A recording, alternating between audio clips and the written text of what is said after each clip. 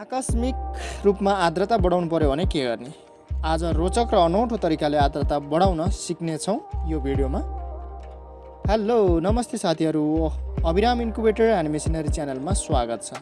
यदि हाम्रो च्यानलमा नयाँ हुनुहुन्छ भने कृपया सब्स्क्राइब गरी अल नोटिफिकेसन बटन थिच्नुहोला ताकि हामीले यस्तै रोचक तथा उपयोगी पोल्ट्री र ह्याचरी सम्बन्धी भिडियो हाल्दा तपाईले सबसे पहिले सूचना पाउनुहुनेछ। यदि तपाईलाई ह्याचरी पोल्ट्रीसँग लगाव छ भने यो भिडियो पुरै हेर्न अनुरोध छ। आजको यस भिडियो एकदमै सरल तरिकाले आर्द्रता बढाउन सिक्नेछौँ। यसभन्दा पहिले पनि मैले आर्द्रता बढाउने उपायहरू भएको भिडियोको लिङ्क तल राखेको छु, हेर्न नभुल्नुहोला। तपाईसँग humidity controller, extra fan, AC वा डिसी, यदि डिसी सप्लाई पावर सप्लाई लगाउनु भएको छ भने डिसी फ्यान, हैन भने एसी फ्यान लिनुभयो भने पनि हुन्छ। र युटिलिटी ट्रे भनेको बाटा हो, 4 कुना भएको बाटा लिनुभयो भने यसरी मैले भिडियोमा देखाए अनुसार तपाईले बनाएर त्यहाँ कन्ट्रोलरमा सेट गर्नुभयो भने सजिलै आर्द्रता बनाउन सक्नुहुनेछ।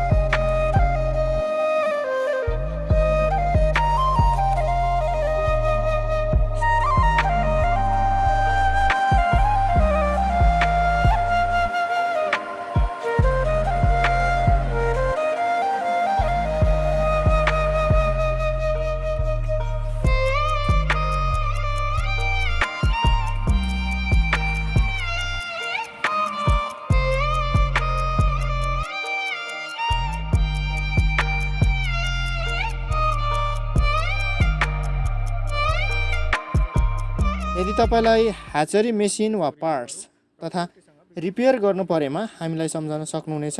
हाम्रो सम्पर्क नम्बर डिस्क्रिप्सनमा राखिएको छ। यति धैर्यताका साथ अन्तिमसम्म भिडियो हेरिदिनु भएकोमा तपाईलाई धेरै धेरै धन्यवाद।